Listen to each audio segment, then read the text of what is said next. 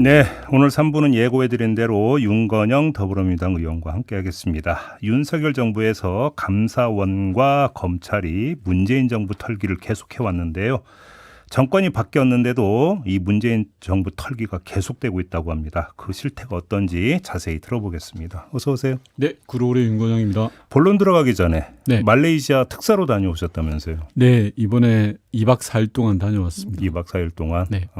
어떤 그 미션이었는지를 여기서 밝히기 힘드십니까? 이재명 대통령의 친전을 전달했고요. 한 말레이시아의 주요 현안 FTA라든지 방산수출 등에 있어서 아주 의미 있는 성과를 냈습니다. 말레이시아 총리, 부총리, 외교장관, 하원의원, 주요 인사들 다 만나고 왔습니다. 엄청난 환대를 받고 오신 거네요. 예, 분위기도 아주 좋았고요. 예.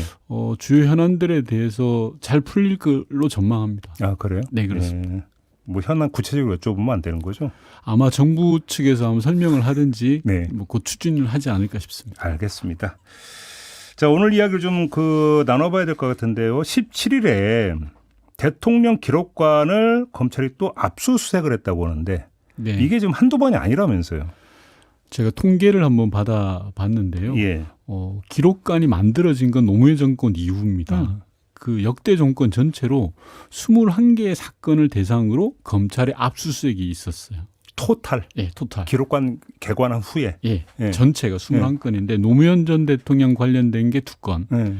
이명박 전 대통령 관련된 게 4건.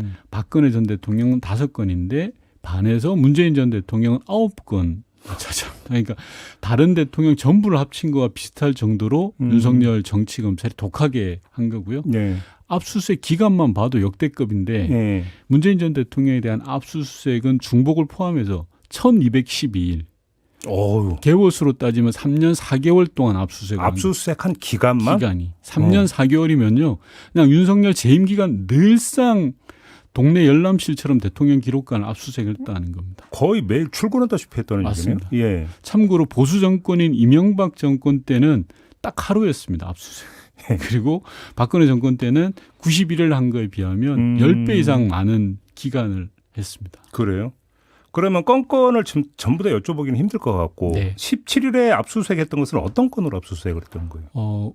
그러니까 지피수색이 지피를 철거했지 않습니까? 최전방 문재인 초소. 정부 때 9.19 군사합의에 따라서 맞습니다. 그랬던. 남북 간의 지피를 10개씩 서로 합의하에 철거했는데 이 철거가 잘못되었다라는 감사원의 감사 그리고 그에 따른 검찰 고발에 의해서 검찰이 영장을 발부받아서 압수수색을 한 거예요. 그게 이제 그 지피 철수하기로 합의를 받고 철수를 했다고 하는데 그 다음에 검증을 하는데 검증이 좀 부실했다 맞습니다. 이런 것이었죠. 그런 일방적 주장을 하고 있는 겁니다. 일방적 주장. 근데 그게 아니었다는 말씀이신 거예요? 우선 그 윤석열 정권 들어서 가장 저는 문제 중에 하나가 안보의 사법화 정치화에 있다고 생각합니다. 역대 정부는 여야를 막론하고 안보 이슈만큼은 한 목소리로 대응을 해왔거든요. 근데 윤석열 정부 들어서는 뭐 사드나 지피 철수나 서해 공무원 사건, 동해 흉악범 추방 사건 안보 이슈 안 건드린 게 없습니다. 모든 걸 건드리면서 우리 스스로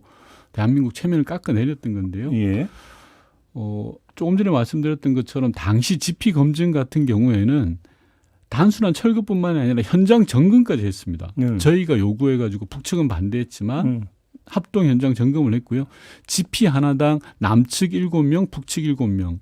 14명이 봤던 겁니다. 그러니까 보는 눈이 너무 많아서 검증을 뭐 조작할래 할 수가 없었고요. 근데 어떻게 그런 의혹을 가지고 수사까지 할 수 있어요? 말이 안 되는 거죠. 그리고 당시에 지피 검증에 참여했던 대형이 이미 승진을 해서 장성이 된 경우도 있습니다. 윤석열 정부 들어서. 잘했다고? 그럼요. 만약에 잘못했으면 그걸 어떻게 장성 승진을 합니까? 징계를 했겠죠. 오히려. 그렇죠.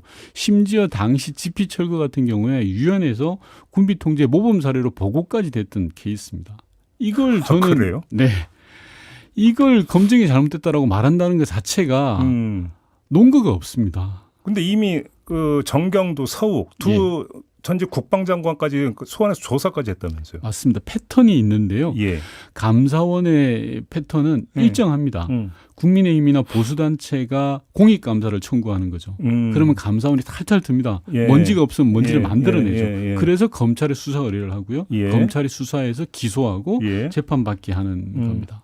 그런데 대통령 기록관을 압수수색을 했다라는 것은 GP 그 철수에 대한 검증이 부실했고 부실했던 원인은 당시 청와대 네. 안보실에 있다. 네. 이렇게 딱 설정해 놓고 지금 대통령 기록관을 뒤졌다 이렇게 봐야 되는 거 아닌가요? 맞습니다. 이 감사원에서 했던 모든 감사가 예. 답정너가 있는 겁니다. 답을 정해놓고 감사를 해서 탈탈 터는 겁니다. GP 철거뿐만이 아니라 예. 통계 조작도 마찬가지고요. 예. 한때 윤석열 정부 초반에 시끄럽게 했던 월성 원전에 관련해서도 예. 감사원 감사에서 예. 검찰 수사 의뢰해서 재판 넘어가는데 예. 대법 판결까지 나왔습니다. 무죄로. 무죄로. 그러니까 좀 일본화해서 좀 정리를 해야 되는데 그 전에 서해 공무원 피격 사건 같은 경우 지금 재판이 진행이 되고 있나요? 맞습니다. 1심 재판이 진행 중에 있습니다. 그럼 지금 어떻게 진행이 되고 있습니까? 여기서 새롭게 좀 나온 내용이 있습니까? 몇 가지가 나오고 있는데요. 우선 서해 사건 같은 경우는 재판이 비공개로 진행이 되고 있습니다. 왜냐하면 국가 보안 사항들이 많아서 비공개로 진행되고 있는데 그래서 제가 자세히 말씀드릴 수는 없습니다만 대략의 내용을 말씀을 드리면 서해 공무원 피격 사건이 재판받게 되는 발단은 해경과 국방부의 입장 변경에서 출발한 거지 않습니까? 그렇죠. 윤석열 정부가 바뀌고 나서 해경과 국방부가 기존 입장을 변경해서 감사가 시작되고 수사가 시작되고 재판이 시작된 거거든요. 그런데 그 입장 변경의 한 가운데에는 김태호 1차장이 있었다라는 진술이 나옵니다. 아, 그런 진술이 나와요. 재판 과정에서? 맞습니다. 그리고 용산 대통령실에 입김이 있었다라는 정황 증거와 구체적 물증까지도 나오고 있습니다. 그러면 해경 등의 입장 번복을 네. 사실상 조정하고 내지 지시했던 주체가 김태효 전 1차장이다 이 말씀이신가요? 김태호 전 1차장으로 가늠할 수 있는 진술들이 나오고 있습니다. 그리고 관련 자료도 나오고 있고요. 자료? 예. 자료라면 뭘 말씀하시는 거죠? 제가 이 자리에서 구체적으로 말씀드릴 수는 없습니다만 예. 조금 전에도 말씀드렸듯이 국방부는 애초에 입장을 유지했던 겁니다. 정권이 바뀌더라도. 그러니까 그런 강압적으로 입장 번복을 요구를 했다. 이 얘기 그렇죠. 맥락은 지금 그 말씀이신 그렇죠. 것 같은데. 강압적으로 입장을 번복할 수밖에 없던 걸로 보여지는 그런 자료들이 나온 겁니다. 근데 그러면 그걸 오히려 수사해야 되는 거예요? 맞습니다. 그런 상황입니다. 그래요? 예. 문재인 정부와 관련돼서 검찰이 수사를 하는 게 대충 어림잡아 제가 따져보니까 17, 8가지가 돼요. 그래요? 방금 말씀하신 동해 흉악범 추방 사건, 서해 공무원 사건부터 해서 대통령 사이의 월급이 뇌물이다, 통계 조작했다, 김학의 출근 금지 모든 것들 다 합쳐보니까 17, 8건데. 근데 자 여기서 좀 그 정리를 할게. 이게 패턴이 조금 전에 의원님도 말씀해 주셨지만 감사원에서 먼저 정책 감사를 하고 맞습니다. 그리고 그러니까 감사를 한 다음에 그거를 검찰에 넘겨서 수사 의뢰를 하고 그럼 검찰이 털고 그래서 기소하는 이런 패턴이 있잖아요. 맞습니다. 그중에서 한 가지 말씀드리면 감사원에는 특별조사국이라는 게 있습니다. 이게 여담으로 말씀드리는 건데 원장과 사무총장의 하명 감사를 하는 곳이 특별조사국입니다. 일종의 별동대죠. 맞습니다. 그러니까. 그래서 윤석열 정권 들어서 이들이 제일 먼저 한 게 뭐냐고 하면 검찰에 수사 요청할 것부터 찾아내라. 이게 지시였다는 겁니다. 그래요? 예, 그래서 특별조사국에 있는 직원들이 스트레스를 엄청 받았대요. 뭐라도 찾아내야 되니까. 수사 요청할 걸 찾아내야 되니까. 말 그대로 표적을 설정한 거네요. 맞습니다. 그러니까. 그리고 나서 그래서 이른바 정책감사라고 하는 그런 외양 속에서 그걸 진행을 했다. 그렇죠. 그거를 주도한 게 그러면 그때 당시 그 감사원장과 유병호 당시 사무총장. 맞습니다. 이렇게 되는 겁니까? 맞습니다. 이 정책감사라는 건 말이 안 되는 게요. 자제하는 게 맞은 게 제가 조금 전에도 말씀드렸던 월성 원전 예를 들어서 이건 문재인 전 대통령의 공약사항이었거든요. 월성 원전이 너무 오래되었기 때문에 정리하자라는 게 공약이었지 않습니까? 그런데 이걸 문제 삼아서 억지로 감사하고 검찰이 부당하게 수사를 한 결과 결국 법원에서 무죄 받았거든요. 자, 그러면 지난주에 이재명 대통령도 정책감사나 수사 등을 명목으로 열심히 일하는 공직사회를 괴롭히고 의혹을 꺾는 일이 절대로 없도록 해달라고 지시를 했어요. 네네. 그러니까 정책감사 중단, 그러니까 전 정부에 대한 정책감사겠죠. 그다음에 또 직권남용죄 적용도 좀 자제하라. 이런 지시를 했는데 이건 너무나 타당한 그럼 지시다 이렇게 보시는 거예요? 저는 맞다고 생각합니다. 정책 감사는 자제하는 게 맞다고 생각하는 게요. 예. 제가 또 하나 사례를 말씀드리면 예. 통계 관련 감사 같은 경우에 관련 직원들을 30여 차례나 감사원으로 부릅니다. 그 통계청 얘기하는 거죠. 예. 통계청하고 그 그다음에 부동산원 예. 직원들을 예. 그냥 한두 번이 아니라 30번을 감사원으로 부른다라는 건 일상적 업무를 못하게 만드는 겁니다. 그리고 새벽 한두 시까지 조사를 시켜요. 예. 억지 답변을 만들어내는 겁니다. 답을 정해놓고. 결국 재판에서 검찰이 스스로 공소장을 변경합니다. 통계 조작이 아니라 통계 수정으로. 예. 알고 있습니다. 말이 안 되잖아요. 예. 이건 역대급 코미디죠. 자기들 스스로 잘못을 인정한 거죠. 그래요? 예. 자, 그러면 여기서 이렇게 한번 접근해 볼게요. 자, 정책을 폈는데 정책을 잘못 펼 수가 있잖아요. 네. 그래서 국고를 낭비할 수도 있고. 네. 이건 감사 사항이 될 수도 있는 거 아닌가요? 감사 사항은 될 수 있죠. 그런데 정책 감사를 감사원이 하게 되면 예.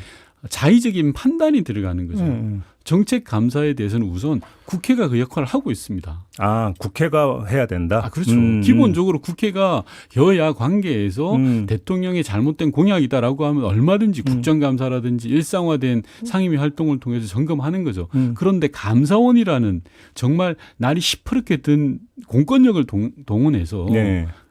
수사를 준하는 감사를 한다라는 것 자체가 문제라는 거죠. 그것도 정치적 목적에 따라서. 그래요. 예.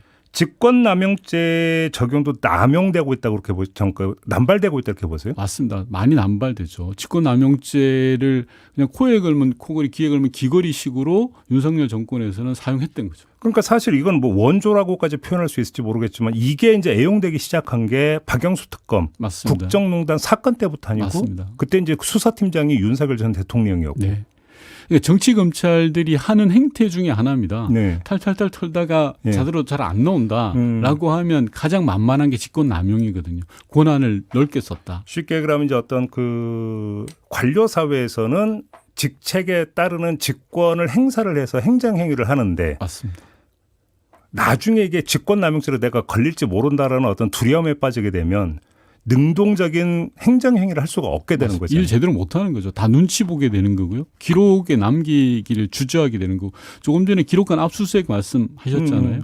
조선시대에서는 절대 사초를 보지 못하게 했잖아요. 그렇죠.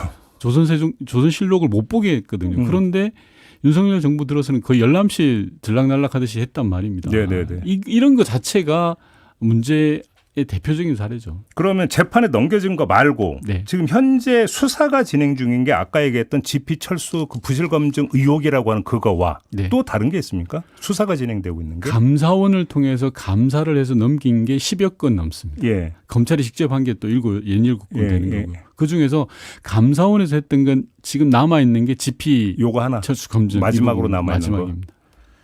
근데 검찰은 계속 고한다. 네. 이런 입장인 거고요. 그렇죠. GP 기록관 관련해서도 500일 이상 들여다본 게 허다하니까요. 그러면 지금 검찰 손에 아직 남아있는 이 건은 어떻게 해야 된다고 생각하십니까? 의원님 생각으로는. 좀 조심스러운데요. 예. 제가 직간접적으로 관련된 것도 있으니까 합리적인 판단이 저는 필요하다고 생각을 합니다. 왜냐하면 예. 이게 일반적인 수사가 아니잖아요. 불법에 대한 영역이 아니라 정치 보복이잖아요. 정적에 대한 제거를 위해서 공권력이 동원됐던 거지 않습니까? 네네네. 그런 부분들에 대해서는 합리적인 방안들이 나와야 된다고 생각합니다. 그래요. 알겠습니다. 이 문제는 좀 이 정도로 하고 좀 모신 김에 다른 문제 좀 여쭤봤으면 좋겠는데 의원님이 이제 경호처를 계속 파오셨기 때문에 네. 한남동 관저 말고 대통령 집무실에 사우나를 설치를 했다. 네. 지난주에 그 소식이 나왔거든요. 예. 의원님이 먼저 제기했던 문제 아닙니까? 올 2월 국정조사에서 제기한 게 드디어 진실로 밝혀졌습니다. 혹시 이런 경우 보셨어요? 집무실에 사우나 설치한 거 보셨어요? 보통 샤워실은 두죠. 네. 이게 좀 힘들고 막 땀도 많이 나고 하는데 샤워실 그것도 건식 예, 사우나. 편백나무 예. 보지 못했습니다. 근데 더 뭐한 게 그 현찰로 하자. 그렇죠. 저는 100번 양보해서 대통령 집무실에 사우나를 설치할 수도 있다고 봅니다. 예. 근데 법대로 해야죠. 합법적으로 해야죠. 아니, 그러니까 제일 이해가 안 되는 게 경호처 관계자가 네. 이거를 현찰로 하자. 영수증 없이. 그래서 좀 깎자라고 했다라는 거잖아요. 4,500 견적 나왔는데 야 3,000 줄게. 니네 세금 안 내도 되잖아. 3천으로 퉁쳐라고 했다는 겁니다. 그러면 증빙 서류도 없는 그 거래를 하고자 했다면 이 돈은 정상적인 예상 집행에서 나온 돈이 아니라고 봐야 되는 거잖아요. 그렇습니다. 이 돈의 출처가 뭐예요, 그러면 이게? 제가 저번 방송에서 한번 말씀드렸던 것 같은데 예. 경호처의 특활비이거나 특활비. 왜냐 꼬리표가 없는 돈이죠. 그렇죠, 그렇죠. 또는 국정원의 특활비일 수도 있고. 그렇죠. 네. 아니면 예. 경호처의 비자금일 수도 있고요. 자금을 모아놨을 수 있는. 아니면 경호처가 대기업의 팔목을 비틀어서 자금을 만들 수도 있고. 그건 범죄 아닙니까? 범죄죠. 지금 하고 있는 게 다 범죄예요. 그러니까. 이자들이 저지르는 게 다 범죄를 저지른 거예요. 근데 그렇게까지 하려고 했던 것은 사우나를 설치했다라는 기록을 남기지 않기 위함 이렇게 이해를 해야 되는 걸까요? 그렇습니다. 그리고 또 하나 예. 이 사우나 설치를 지시했던 게 김용현이거든요. 그리고 2022년에 이걸 설치한 겁니다. 네. 집권 초기에 예. 윤석열에게 잘 보이기 위해서 한 거거든요. 일종의 진상을 한 겁니다. 그래요? 예, 그러면 이건 뇌물죄하고 배임죄를 같이 봐야 됩니다.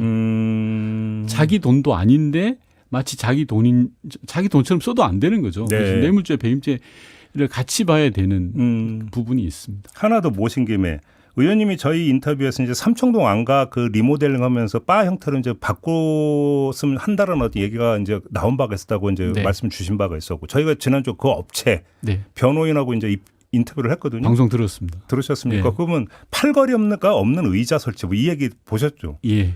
이게 어떤 그림이에요, 이게? 술 먹기 좋은 그림이에요. 당시에 제가 제보 받았던 게 네. 공사하시는 분들에게 술을 먹기 용이한 게 바꿔라라고 했다는 거고 네. 뭐 지금이야 밝힙니다만 당시에 공사하시려고 했던 분들이 가서 현장에 가서 사진도 찍고 했대요. 소위 말해서 실측도 하고 다 한 거죠. 그래서 제가 자신 있게 그 사실을 공개했던 거였습니다. 그래요? 네. 참 알겠습니다. 하나만 더 여쭙고 마무리할게요. 네. 최동석 인사혁신처장의 과거 발언이 계속 지금 논란이 되고 있습니다. 네. 여기서 뭐 일일이 그 열거할 필요는 없을 것 같은데 어떻게 평가를 하십니까? 말씀이 많이 과하게 하신 분 같긴 해요. 네. 다만 일전에 이제 자진 사임했던 강준욱 비서관하고는 좀 결이 다른 문제라고 저는 생각하는 게 지금 헌법적 가치나 이런 게 아니라 이건 선택의 문제라고 보거든요. 어떤 뭐 자신의 정치적 평가 그렇죠. 이런 것들은 이제 많이 이야기를 한 건데 이제 그 상당히 과하게 맞습니다. 이렇게 이제 봐야 될 것 같은데요. 어떤 선택을 할지는 인명권자의 판단이라고 생각합니다. 저는 그래서 지금은 이재명 대통령의 시간이고 네. 국민 여론과 역량 등을 감안해서 판단할 사안이다. 다만 한 가지 좀 아쉬운 부분은 논란이 되는 인사가 있거나 이 인사가 꼭 필요하다라고 한다면 사전에 충분한 설명이 필요하지 않을까라는 생각이 듭니다. 이러저런 사정을 설명하고 이 사람이 필요한 이유를 제시하는 게 국민적 공감대를 얻는데 용이한 것 아닌가. 그런 과정들이 이번에 생략된 것 같다. 네. 그런데 인사혁신처장이기 때문에 네. 그러면 어떤 그 공무원들 관리 문제가 어떤 그 주된 임무가 되는 거 아니겠습니까? 그런데 관리에서 공무원들의 부적절한 언행도 사실은 사항 중에 하나가 될 거 아닙니까? 그렇습니다. 연결짓는 시각도 좀 있는 것 같던데. 맞습니다. 그런 것들을 종합적으로 판단해야 될 부분들이 인명권자의 몫이라고 생각합니다. 그래요? 네. 알겠습니다. 자, 오늘 이야기는 이렇게 좀 마무리하도록 하겠습니다. 고맙습니다, 의원님. 네. 네, 윤건영 더불어민주당 의원이었습니다.